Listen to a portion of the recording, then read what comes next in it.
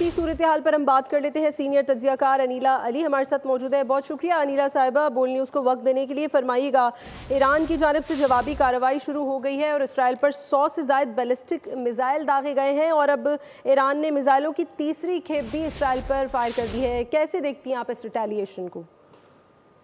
जी देखिए, ये बहुत एक्सपेक्टेड था।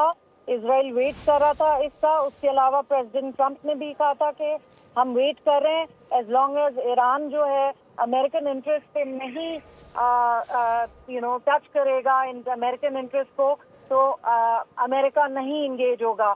लेकिन आज सुबह से जो मैं देख रही हूँ, सारे जो लॉ मेकर्स हैं अमेरिका के, सेनेटर्स जो ज्यादातर और हाउस मेंबर्स जो रिपब्लिकन हैं, वो ओवरवेलमिंगली ये कह रहे हैं कि क्योंकि ईरान ने थ्रेटन किया है कि अमेरिका और इजराइल को खत्म करेगा, तो ये पॉसिबिलिटी सब सोच रहे हैं। इस वक्त हाई लेवल मीटिंग्स हो रही हैं कि ये सोचें कि अमेरिका कब इंगेज होगा। उसके अलावा हम पाकिस्तान जो अमेरिका के एम्बसीज हैं सारे नेबरिंग कंट्रीज में, उनको इवैक्यूएशन वहाँ शुरू हो गए हैं।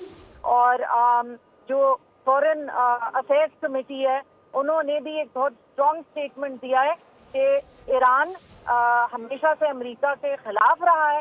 और ऑल्दो ये जो, और ये भी कहा जा रहा है, जो कि कल जो डिस्कस हो रहा था कि अमेरिका को पता नहीं था, तो बहुत सारी सोर्सेज ये कह रही हैं कि देखिए अमेरिका को भी पता था और सऊदी अरेबिया को भी पता था ये होने वाला है। और प्रेसिडेंट ट्रंप के जो उन्होंने सुबह में कहा हो रही है वॉर, और हमने तो अमेरिका ने तो कहा था ईरान को कि अपनी न्यूक्लियर डील खत्म कर दे और साइन करे, come on and seal the deal. Iran सुन नहीं रहा था, तो फिर अब क्या कर सकते हैं। तो इस तरह से जब प्रेसिडेंट ट्रंप ने कहा, तो और उन्होंने ये भी डिक्लाइन कर दिया टू स्टेट के वेदर ही न्यू और नॉट। तो इसका ये मतलब है कि काफी कुछ अमेरिका को पता था। मुझे यहाँ पर इंफॉर्मेशन आ रही है कि अमेरिका ऑल्सो एनालाइज कर रहा है, देख रहा है कितने बूट्स ऑन द ग्राउंड आएंगे, कब आएंगे। और आयरन क्लैड जो सपोर्ट है of Israel, they are reviewing it. They are saying कि भाई अभी अमेरिकन इंटरेस्ट को अटैक करेंगे तो हमें रेडी रहना चाहिए। ठीक है, इसी पर मजीद बात कर लेते हैं। सब्सक्राइब करें और बेल दबाएं ताकि कोई खबर रह न जाए।